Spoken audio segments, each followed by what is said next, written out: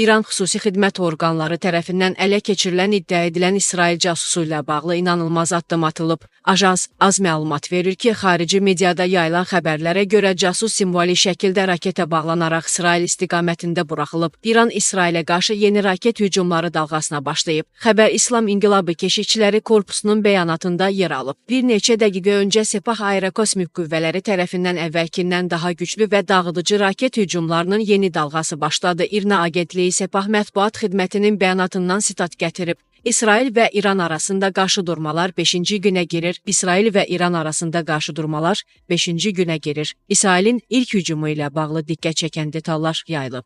Türkiyənin yüksək rütbəli rəsmilərindən öyrənildiyi xəbərə görə Türkiyə hücumdan bir neçə saat əvvəl İsrail tərəfindən xəbərdar olunub. Deyək ki, ilk hücum gecəsi yüksək rütbəli İranlı şəxslərə qarşı əməliyyat başlamazdan bir neçə saat əvvəl İsrail Ankara ilə əlaqə saxlayıb.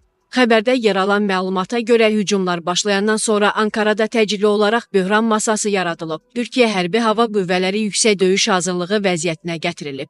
Hücumdan sonra regional qarşıdurmaların yayılması halında görüləcək işlər müzakirə olunub.